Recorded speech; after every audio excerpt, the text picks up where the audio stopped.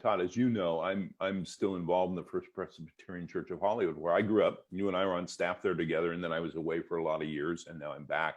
And that church is in a very significant interim period. And it's also a church that was once the largest Presbyterian church in the country, and now it's nowhere near that. And so it's easy for folks to do historical nostalgia.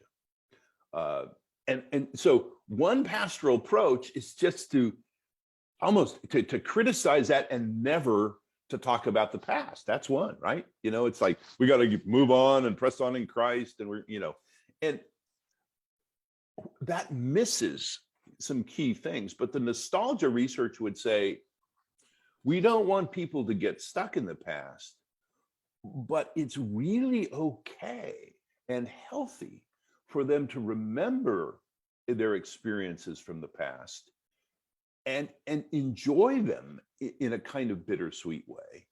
But then what do we do as in our pastoral work with people? And I've been preaching there a lot, so I've been thinking about it. Well, one is you turn it to gratitude. Okay, this is really important, right? You could stay stuck in my own feelings, but to turn stuff to gratitude. I tried this actually at a retreat. I was leading a retreat for some third folk, older men, most in their 70s. And I had them do a nostalgia exercise on their own. But then when the stuff came out, I encouraged them just to thank God for those experiences. And I had literally some of these highly professional, successful men who are very, wired up, like crying hard because for the first time in their life, one guy, for the first time in his life, he was thanking God for his fourth grade teacher who had made such a difference in his life. So that's one way, by gratitude. Another way is by acknowledging the feelings, the bittersweetness for people. Todd, as you know, one of the big things we did at our church in Hollywood in the late 60s, early 70s, there was this thing called the Salt Company. It was a big deal.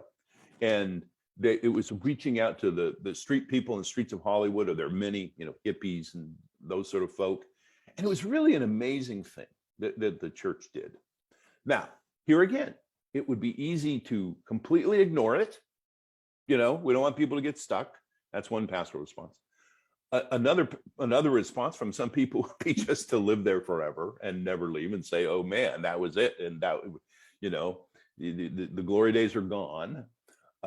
What the church has been doing is actually bringing back things, Salt Company thing, having a reunion of the band that sang, showing a documentary that one of the people in the church made. Okay, so now you're kind of in this risky place. You could get stuck in the past, or you as a leader can appropriate that. And so when I've been preaching in and around those times, I'm really trying to connect in with what it was that people were feeling then and feeling now. And again, I think gratitude is huge in this. To be grateful for what God did. And then, of course, in our pastoral role, to begin to think, what would it be like for God to do that sort of thing now, given who we are? Mm-hmm. What does that mean for us to kind of reclaim being that kind of church that so saw the need in our community, we were going for it? And so I just think that's one way to gratitude, but then also bringing in, but see, not just pushing it away, right? Because you push it away, and then it's not only people going to be angry, it's the redemptive and renewing part of this nostalgic experience they won't have.